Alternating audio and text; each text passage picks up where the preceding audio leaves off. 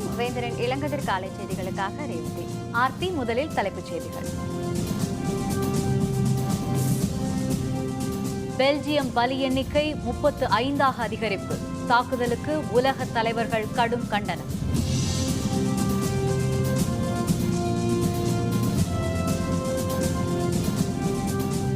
வெடிகுண்டு வைத்த நபரின் உருவப்படம் வெளியீடு. பெல்ஜியம் முழுவதும் தேடுதல் நடவடிக்கை தீவிரம்.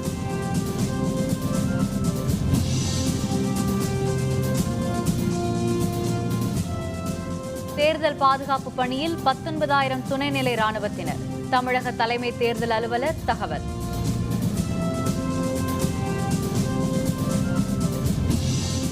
தமிழகத்திலும் வலுவான இடத்தை பாரதிய ஜனதா பிடிக்கும். மத்திய அமைச்சர் ராஜீவ் பிரதாப் ரூடி நம்பிக்கை.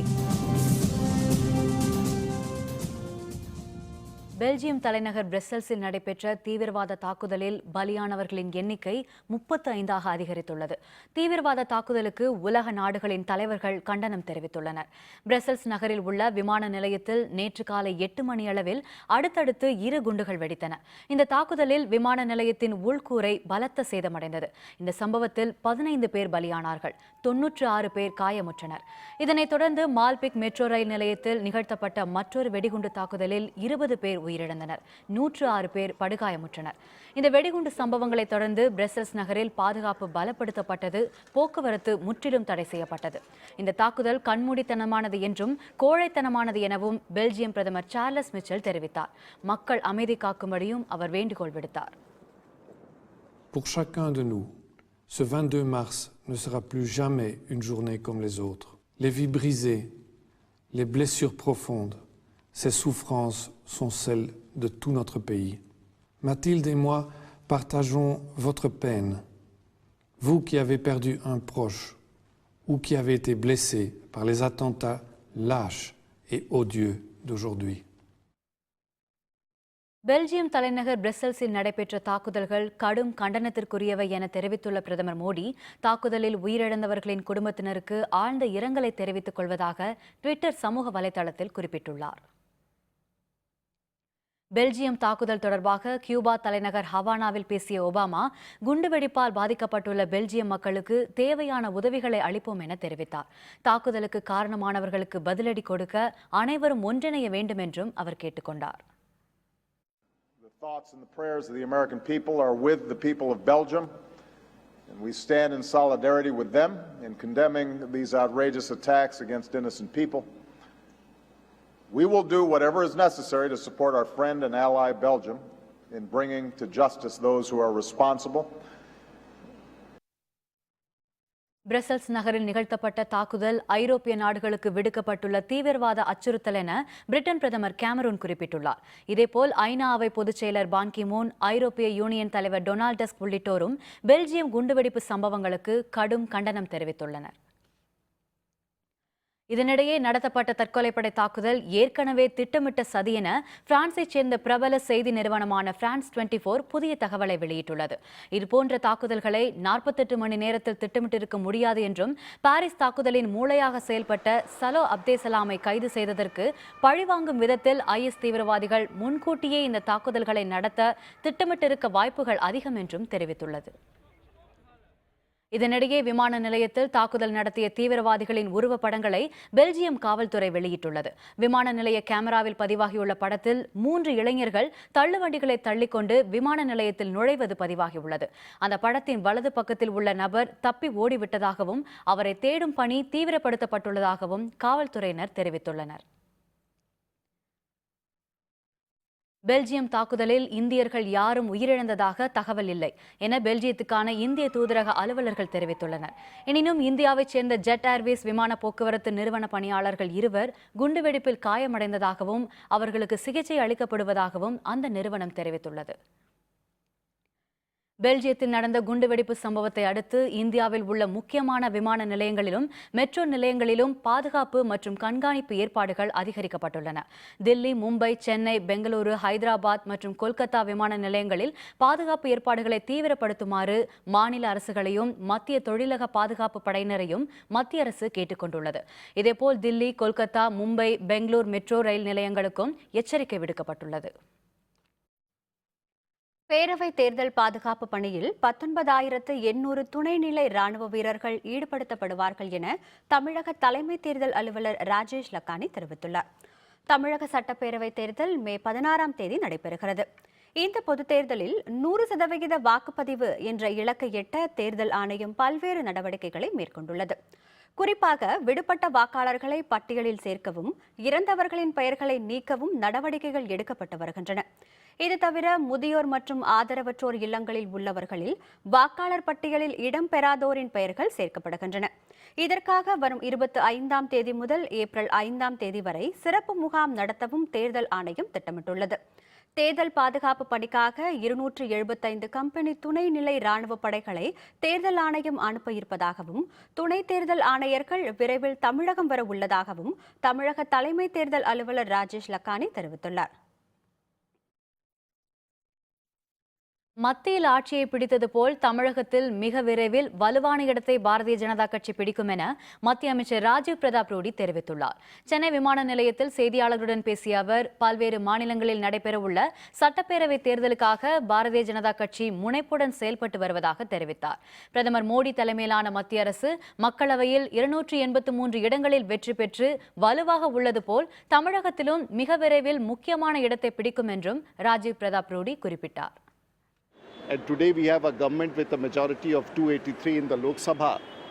And thanks to the charismatic leadership of the Prime Minister, Mr. Narendra Modi, we stand tall in Delhi.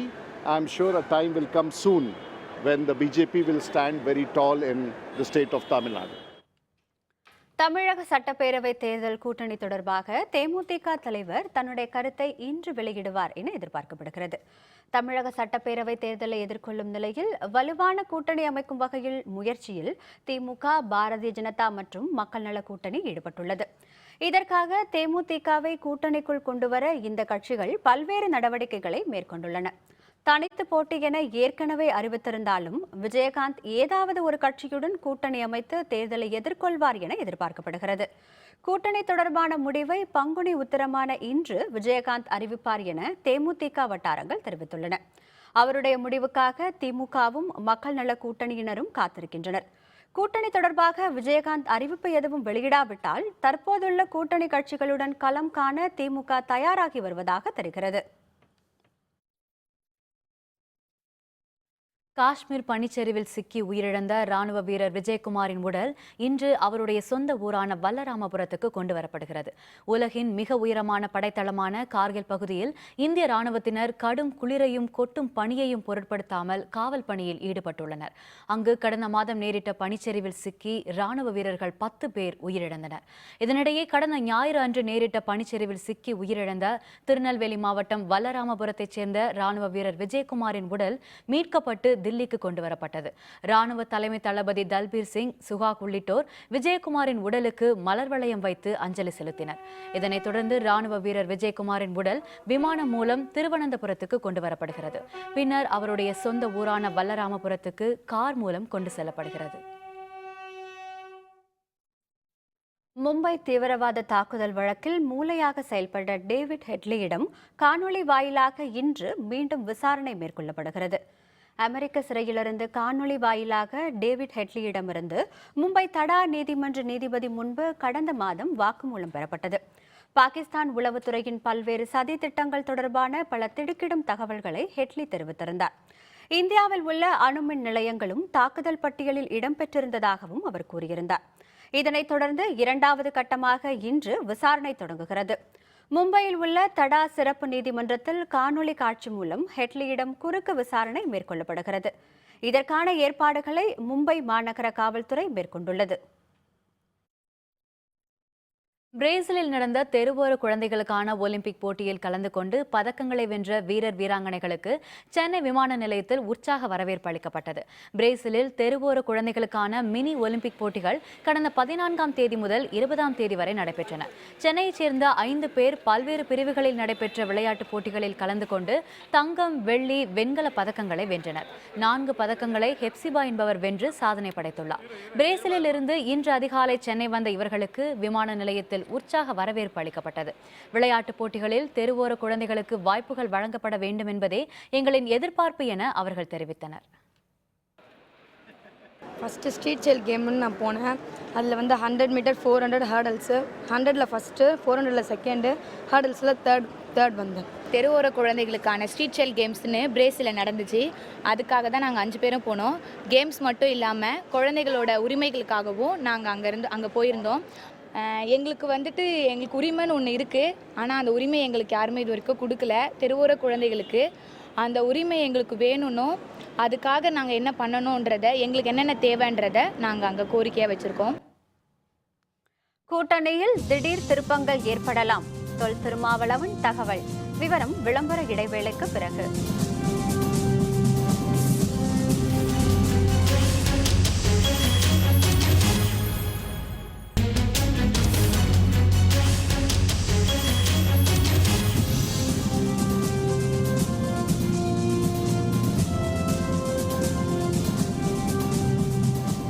செய்திகள் தொடர்கின்றன. தமிழக சட்டப்பேரவை தேர்தல் நேரத்தில் கூட்டணியில் திடீர் திருப்பங்கள் ஏற்படலாம் என விடுதலை சிறுத்தைகள் கட்சித் தலைவர் தொல் திருமாவளவன் தெரிவித்துள்ளார். வேலூர் மாவட்டம் காவேரிப்பாக்கம் அருகே செய்தியாளர்களுடன் பேசிய அவர், மக்கள் நல கூட்டணி தமிழகத்தில் மாற்றத்தை ஏற்படுத்தும் என்றும் 50 ஆண்டு கால சரித்திரத்தை மாற்றியமைக்கும் எனவும் தெரிவித்தார். பல்வேறு கட்சிகளும் அமைப்புகளும் மக்கள் நல கூட்டணியில் இணைவதற்கு விருப்பம் தெரிவித்துள்ளதாக தெரிவித்த திருமாவளவன், இது பற்றிய விவரங்கள் ஓரிரு நாளில் அறிவிக்கப்படும் என்றும் குறிப்பிட்டார். தேர்தல் என்றாலே திடீர் திருப்பங்கள் ஏற்படுவது உண்டு. எந்த சூழலிலும் திடீர் திருப்பங்கள் நேரலாம். மக்கள் நல கூட்டணியில் மேலும் பல கட்சிகள் இணைய வேண்டும் என்று நாங்கள் தொடர்ந்து பொதுவான ஒரு அறைகூவலை விடுத்து வருகிறோம். இதனிடையே காஞ்சிபுரத்தில் செய்தியாளர்களுடன் பேசிய இந்திய கம்யூனிஸ்ட் கட்சியின் மாநில செயலர் இரா முத்தரசன், பேரவைத் தேர்தலை நேர்மையாக நடத்த தேர்தல் ஆணையம் உரிய அலுவலர்களை நியமிக்க வேண்டும் என கேட்டுக்கொண்டார். நாட்டில் ஜனநாயகம் ரொம்ப முக்கியமானது. அதுவும் தேர்தல் ஜனநாயகம் ரொம்ப ரொம்ப முக்கியமானது. அதை நிலைநாட்டுவதற்கு உரிய அதிகாரங்கள் தேர்தல் ஆணையத்திற்கு எதுவும் கிடையாது. அது வெறும் அறிவிப்போட இருக்கிறது. உரிய அதிகாரங்களை வழங்கி செயல்பட செய்தால் நல்லது. வணிகர்களின் நலன் காக்கும் வகையில் தேர்தல் அறிக்கை வெளியிடும் கட்சிக்கே வரும் சட்டப்பேரவை தேர்தலில் ஆதரவு அளிக்க உள்ளதாக தமிழக வணிகர் சங்க பேரமைப்பினர் தெரிவித்துள்ளனர். கோயம்புத்தூரில் நடைபெற்ற தமிழக வணிகர் சங்க பேரமைப்பின் நிர்வாகிகள் ஆலோசனைக் கூட்டத்திற்கு அமைப்பின் தலைவர் விக்ரமராஜா தலைமை வகித்தார். முன்னதாக செய்தியாளர்களுடன் பேசிய அவர், வணிகர்களை பாதிக்கும் வகையில் வணிக வரித்துறை வெளியிட்டுள்ள புதிய அரசாணையை காலவரையின்றி ஒத்திவைக்க வேண்டும் என கோரிக்கை விடுத்தார். மேலும் வெள்ளத்தினால் பாதிக்கப்பட்ட வணிகர்களுக்கு மத்திய மாநில அரசுகள் தற்போது வரை உதவி செய்யவில்லை என குற்றம் சாட்டினார். மாநிலத்திலே வணிக வரித்துறை சம்பந்தமாக பல கோரிக்கைகளை நாங்கள் கொடுத்திருக்கிறோம், புறக்கணிக்கப்பட்டிருக்கிறார்கள். ஆனால் வணிக நல வாரியம் என்பது இப்பொழுது முழுக்க முடக்கப்பட்டிருக்கிறது. வணிகர்களுக்கு அந்த வாரியம் எந்த செயல்பாடும் செய்யவில்லை. மீண்டும் வணிகர்களுக்கு நன்மை செய்யக்கூடிய வாரியமாக மாற்ற வேண்டும் என்று வலியுறுத்தினாலும் கூட அது புறக்கணிக்கப்பட்டிருக்கிறது. திருச்சியில் உரிய ஆவணமின்றி எடுத்து செல்லப்பட்ட 48 கிலோ வெள்ளி ஆபரணங்களை தேர்தல் பறக்கும் படையினர் பறிமுதல் செய்தனர். திருச்சி திருவானைக்காவல் பகுதியில் சேலத்திலிருந்து திருச்சிக்கு வந்த கார் ஒன்றை தேர்தல் பறக்கும் படையினர் சோதனையிட்டனர். உரிய ஆவணங்கள் இல்லாமல் 14 லட்சம் ரூபாய் மதிப்பிலான 48 கிலோ எடை கொண்ட வெள்ளி ஆபரணங்கள் காரில் இருந்தது தெரியவந்தது. ஸ்ரீரங்கம் வருவாய் வட்டாட்சியர் அலுவலகத்தில் கார் ஓட்டுநரிடம் நடைபெற்ற விசாரணையை தொடர்ந்து வெள்ளி ஆபரணங்கள் பறிமுதல் செய்யப்பட்டன. சேலத்திலிருந்து திருச்சிக்கு கொண்டு வரப்பட்ட ஒரு 45 கிலோ வெள்ளி பொருட்களை உரிய ஆவணங்கள்னால அவங்க கைப்பற்றியிருக்கிறாங்க. அந்த ஆவணங்களை செக் பண்ணி அதுக்குரிய நடவடிக்கை எடுக்கப்படும். திருநெல்வேலி மாவட்டம் தென்காசி அருகே உள்ள வனப்பகுதியில் தொடர்ந்து 2வது நாளாக எரிந்து வரும் காட்டுத்தீயை கட்டுப்படுத்த முடியாமல் வனத்துறையினர் திணறி வருகின்றனர். திருநெல்வேலி மாவட்டம் முழுவதும் வெயிலின் தாக்கம் அதிகமாக இருப்பதால் தென்காசியை அடுத்த வடகரை, புளியரை, குண்டாறு அணை உள்ளிட்ட வனப்பகுதிகளில் அடிக்கடி காட்டுத்தீ ஏற்படுகிறது. வடகரை பகுதியில் நேற்று நேரிட்ட காட்டுத்தீ தொடர்ந்து 2வது நாளாக எரிந்து வரும் நிலையில் அரிய வகை மூலிகைகள் மற்றும் மரங்கள் தீயில் கருகி வருகின்றன. அடைமலை நீர்த்தேக்க பக்கத்தில் கடந்த 2 நாளாக தீ கடுமையாக எரியுது. எரிதனால என்னென்னா, வனவிலங்குகள் காட்டுப்பன்றிகள், யானைகள் போன்ற மிருகங்கள் ஏற்கனவே எங்களுக்கு தொந்தரவு பண்ணிக்கிட்டு இருக்கு. ஆனால் இப்போ என்னென்னா காட்டுக்குள்ளே போக மாட்டேங்குது. அதனால் மாவட்ட நிர்வாகமும் வனத்துறையும் உடனே போராடி இந்த தீயை அணைச்சா தான் நாங்கள் அச்சம் இல்லாமல் வாழ முடியும். அழிந்து வரும் சர்க்கஸ் கலைக்கு புத்துணர்வு அளிக்கும் வகையில் அரசு உரிய நடவடிக்கை எடுக்க வேண்டும் என சர்க்கஸ் கலைஞர்கள் வலியுறுத்தியுள்ளனர். மக்களின் பொழுதுபோக்கு அம்சங்களில் ஒன்றாக விளங்கி வந்த சர்க்கஸ் தற்போது அழிவு நிலையை நோக்கி சென்று கொண்டிருக்கிறது. சர்க்கஸில் வனவிலங்குகளை பயன்படுத்த மத்திய அரசு கட்டுப்பாடுகளை விதித்ததால் கலைஞர்களை கொண்டு மட்டுமே பல்வேறு புதிய சாகசங்கள் தற்போது நிகழ்த்தப்பட்டு வருகின்றன. தமிழகம் முழுவதும் சர்க்கஸ் கலையை நம்பி ஆயிரக்கணக்கான தொழிலாளர்கள் உள்ளனர். சர்க்கஸ் நடத்த இடம் கிடைப்பதில் சிக்கல், தற்காலிக மின் இணைப்பு பெறுவதில் தாமதம், அரசு வகுத்துள்ள கடின விதிமுறைகள் போன்ற பல காரணங்களால் சர்க்கஸ் தொழிலை கைவிடும் நிலைக்கு அவர்கள் தள்ளப்படுகின்றனர். கேரள அரசு சர்க்கஸ் தொழிலாளர்களுக்கு வழங்கி வரும் காப்பீடு, குறைந்த கட்டணத்தில் மின்சாரம் ஆகியவற்றை போன்று தமிழக அரசும் வழங்க வேண்டும் என தொழிலாளர்கள் கோரிக்கை விடுத்துள்ளனர்.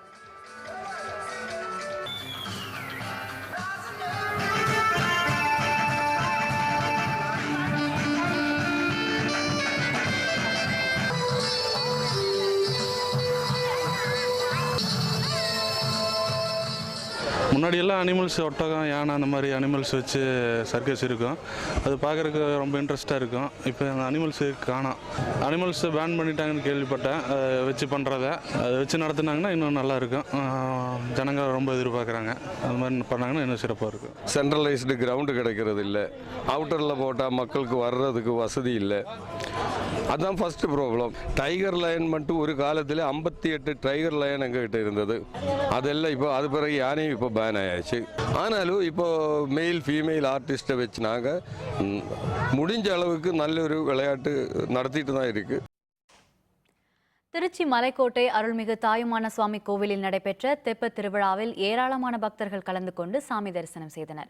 திருச்சியில் உள்ள பிரசித்தி பெற்ற அருள்மிகு தாயுமான சுவாமி கோவிலில் கடந்த 14ஆம் தேதி கொடியேற்றத்துடன் பங்குனி திருவிழா தொடங்கியது.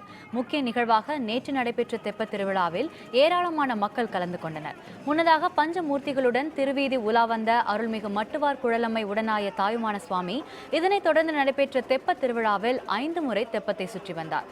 சாமியை தரிசனம் செய்ய ஏராளமான பக்தர்கள் அங்கு குவிந்தனர்.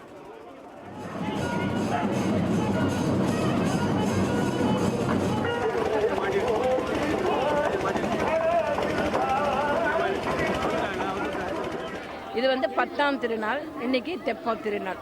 தாய்மானவர் தாயான செல்வம், வேண்டியவர்களுக்கு வேண்டிய எல்லாத்தையுமே அருள் புரிவார். எங்கே இருந்தாலும் தாய்மானவருடைய அருளால் திருச்சியில் இருக்கிற எல்லாருமே நல்லா இருக்கும். திருப்பதி அருள்மிகு ஏழுமலையான் கோவிலில் நடைபெற்ற தெப்பல் உற்சவத்தில் கலந்து கொண்டு ஆயிரக்கணக்கான பக்தர்கள் சுவாமி தரிசனம் செய்தனர். திருப்பதி அருள்மிகு ஏழுமலையான் கோவிலில் கடந்த 19ஆம் தேதி நிகழாண்டிற்கான தெப்பல் உற்சவம் தொடங்கியது. 4வது நாளான நேற்று மலையப்ப சுவாமி தெப்பலில் 5 சுற்றுகள் வலம் வந்து பக்தர்களுக்கு அருள் பாலித்தார். தெப்பலை சுற்றி அமர்ந்திருந்த பக்தர்கள் கற்பூர ஆரத்தி எடுத்து கோவிந்தா கோவிந்தா என பக்தி முழக்கங்களை எழுப்பியவாறு சுவாமி தரிசனம் செய்தனர்.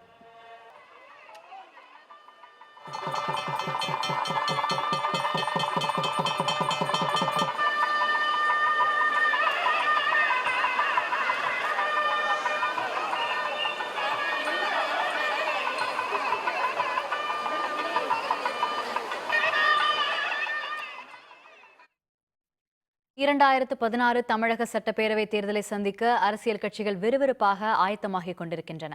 ஆனால் தொகுதி மக்களின் நிலையோ எப்போதும் போல ஏக்கங்களுடன் தான் இருக்கிறது. வேந்தர் செய்திகளின் தொகுதி சுற்றில் இன்று ஈரோடு மாவட்டம் கோபிச்செட்டிப்பாளையம் சட்டப்பேரவை தொகுதி.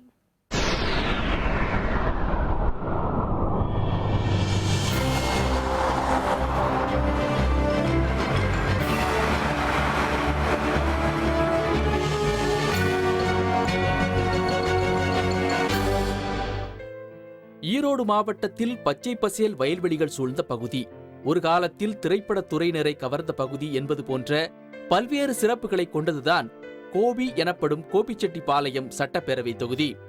கோபிச்செட்டிப்பாளையம் நகராட்சி, பெரிய கொடிவேரி, லக்கம்பட்டி, நம்பியூர் உள்ளிட்ட 50க்கும் அதிகமான நகர மற்றும் கிராம ஊராட்சிகளை உள்ளடக்கியதுதான் கோபி தொகுதி.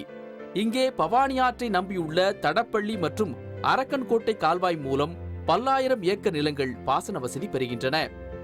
இதுவரை இந்த தொகுதியை 8 முறை அதிமுக கைப்பற்றியுள்ளது. 3 முறை காங்கிரசும் 2 முறை திமுகவும் ஒரே ஒரு முறை சுதந்திரா கட்சியும் வென்றுள்ளன. தற்போது சட்டப்பேரவை உறுப்பினராக இருப்பவர் அதிமுகவின் KA செங்கோட்டையன். இதே தொகுதியிலிருந்து 6வது முறையாக சட்டப்பேரவைக்கு தேர்ந்தெடுக்கப்பட்டவர் இவர். கடந்த தேர்தலில் செங்கோட்டையன் 94,872 வாக்குகளும், 2ஆம் இடம் பிடித்த கொங்குநாடு முன்னேற்ற கழக வேட்பாளர் MS யுவராஜ் 52,960 வாக்குகளும் பெற்றனர். கோபிச்செட்டிப்பாளையம் தொகுதியின் மொத்த வாக்காளர் எண்ணிக்கை 2,41,198. இதில் ஆண்கள் 1,16,087 பேர், பெண்கள் 1,23,105 பேர், 3ஆம் பாலினத்தவர்கள் 6 பேர். விவசாயத்தை முதன்மையாக கொண்ட கோபிச்செட்டிப்பாளையத்தில் பார்க்கும் இடமெல்லாம் பசுமை, கால்வாய்களில் நிரம்பி வழியும் தண்ணீர் என்றிருந்த நிலை தற்போது மாறிக்கொண்டே வருகிறது. தொகுதியின் முக்கிய நீர்வழித்தடமான கீரிப்பள்ளம் ஓடையோ பல ஆண்டுகளாக தூர்வாரப்படாமல் கிடக்கிறது. இதனால் விவசாயம் பாதிக்கப்பட்டுள்ளதுடன் வறட்சி நிலவுவதால் திரைப்படத் துறையினரும் கோபிச்செட்டிப்பாளையத்தை தவிர்க்க தொடங்கிவிட்டனர். அதே நேரம் மழைக்காலங்களில் வெள்ளப்பெருக்கின் போது கீரிப்பள்ளம் ஓடை நீர் வண்டிப்பேட்டை, பாரியூர் உள்ளிட்ட பகுதிகளில் வீடுக்குள் புகுந்துவிடும் அவலமும் நிலவுகிறது. ஆண்டுக்கு 2 முறை வந்து இந்த பகுதியில் பெருமழை வரும்போது 4000-5000 வீடு பக்கம் வந்து தண்ணியில் மூழ்கிடும். எல்லாருமே வந்து மெயின் ரோட்லேயோ ஸ்கூல்லேயோ இதோட தான் வைப்பாங்க. மறுபடியும் வந்து ஒரு 2-3 நாள் கழிச்சு மறுபடியும் வீட்டுக்கு இங்கே வந்துட வேண்டியதுதான். ஆனால் இதில் வந்து ஒரு தீர்வு காணுங்கிற மாதிரி யாருமே முயற்சி எடுக்கவும் இல்லை. பல கோடி ரூபாய் மதிப்பீட்டில் கட்டி முடிக்கப்பட்டு பல மாதங்கள் ஆகியும் இன்னும் இந்த குளிர்பதன கிடங்கு திறக்கப்படாமல் இருப்பதுதான் இவர்களை வேதனையில் ஆழ்த்தியுள்ளது. அந்த குளிர்பதன கிடங்கு பயன்பாட்டுக்கே வந்து சேரலை. உற்பத்தி ஆகக்கூடிய பல்வேறு பொருள்கள் சேமித்து வச்சு விற்கிறதுக்கான ஒரு பெரிய வசதியை இந்த அரசாங்கம் உண்டு பண்ணிச்சு. ஆனால் அது பயன்படுத்த முடியாமல் இருக்கிறதுனால இந்த வட்டாரத்து மக்கள் வெகுவாக பாதிக்கப்பட்டிருக்காங்க. தமிழகத்தின் 3வது சிறந்த மாநகராட்சி என்ற பெருமை பெற்ற கோபிச்செட்டிப்பாளையத்தில் கடும் குடிநீர் தட்டுப்பாடு தற்போது நிலவுகிறது. நகரின் மையப்பகுதியில் அமைந்துள்ள குப்பை கிடங்கால் சுகாதார சீர்கேடும் ஏற்படுகிறது.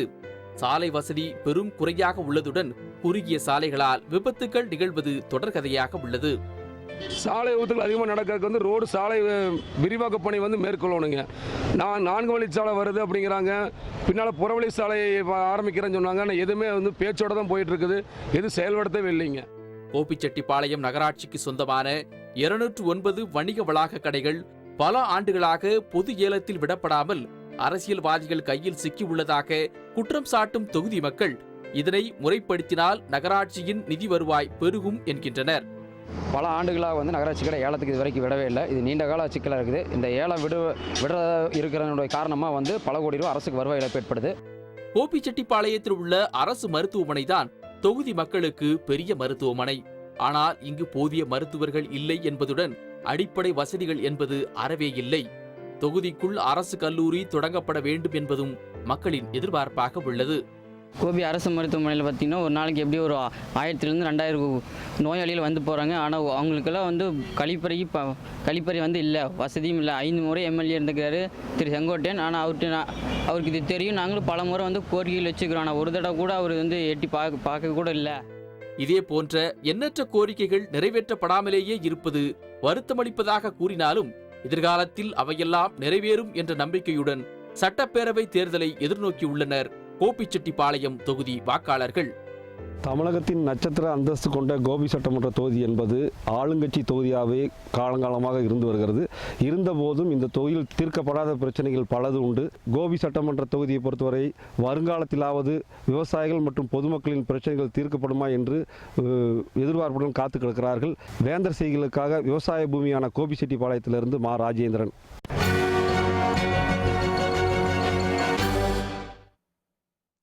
அரையிறுதிக்கு முன்னேறிய நியூசிலாந்து அணி 22 ரன்களில் தோல்வியடைந்த பாகிஸ்தான். விவரம் விளம்பர இடைவேளைக்கு பிறகு.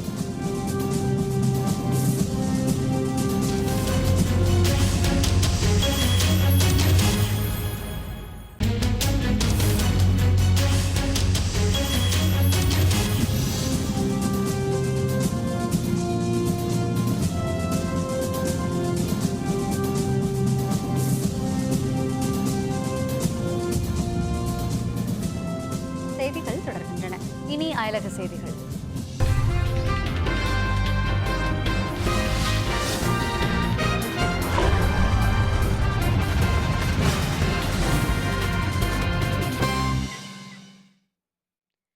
மியான்மர் நாடாளுமன்றத்தில் ஜனநாயக தேசிய லீக் கட்சியின் தலைவர் ஆங் சாங் சூகிக்கு வெளியுறவுத்துறை அமைச்சர் உள்பட பல முக்கிய பொறுப்புகள் அளிக்கப்பட்டுள்ளன. பல ஆண்டுகளாக ராணுவ ஆட்சியின் கீழ் இருந்த மியான்மர் நாட்டில் கடந்த நவம்பர் மாதம் நாடாளுமன்ற தேர்தல் சுதந்திரமாக நடந்தது. அதில் ஆங் சாங் சூகியின் ஜனநாயக தேசிய லீக் கட்சி பெருவாரியான இடங்களை கைப்பற்றியது. ஆங் சாங் சூகி வெளிநாட்டவரை மணந்ததால் அதிபர் தேர்தலில் அவர் போட்டியிட முடியாது என்பதால் தனது ஆதரவாளரான தின் கியாவை அதிபர் வேட்பாளராக நிறுத்தி வெற்றி பெறச் செய்தார். வரும் நாடாளுமன்ற கூட்டத்தொடர் முதல் ஆங் சாங் சூகி அமைச்சரவையில் அங்கம் வகிப்பார் எனவும் வெளியுறவு, கல்வி, எரிசக்தி உள்ளிட்ட துறைகளுக்கு தலைமை வகிப்பார் எனவும் அதிபர் அறிவித்தார். இதனைத் தொடர்ந்து நடைபெற்ற நாடாளுமன்ற மேலவை கூட்டத்தில் அவைத் தலைவர் புதிய அமைச்சர்களின் பட்டியலை வெளியிட்டார். சிலி நாட்டில் நிறைவேற்றப்படவுள்ள புதிய தொழிலாளர் சட்ட சீர்திருத்தத்திற்கு எதிர்ப்பு தெரிவித்து சிலி தலைநகர் சாண்டியாகோவின் பல்வேறு பகுதிகளில் பேரணி மற்றும் போராட்டங்கள் நடைபெற்றன. சிலி நாட்டு அதிபர் மிச்சல் பேச்லெட் மற்றும் இடதுசாரி சட்ட நிபுணர்கள் பரிந்துரையின் பேரில் நாட்டின் தொழிலாளர் சட்டத்தில் புதிய சீர்திருத்தங்கள் கொண்டுவரப்பட்டுள்ளன. இந்த சட்ட திருத்தங்கள் விரைவில் நிறைவேற்றப்படவுள்ள நிலையில் தொழிலாளர்களுக்கிடையே எதிர்ப்பு கிளம்பியது. இதையொட்டி தலைநகர் சாண்டியாகோவில் நடைபெற்ற கண்டன பேரணி மற்றும் ஆர்ப்பாட்டத்தில் பொதுத்துறை நிறுவனங்களில் பணியாற்றும் ஆயிரக்கணக்கான தொழிலாளர்கள் கலந்து கொண்டனர். கடந்த ஆண்டு கல்வி, வரி, தேர்தல் உள்ளிட்டவைகளில் வெற்றிகரமாக சட்ட சீர்திருத்தங்களை கொண்டு வந்த அதிபர் பேச்லெட் மீது தற்போது ஊழல் குற்றச்சாட்டுகள் அதிகரித்துள்ளதாக அவர்கள் தெரிவித்தனர்.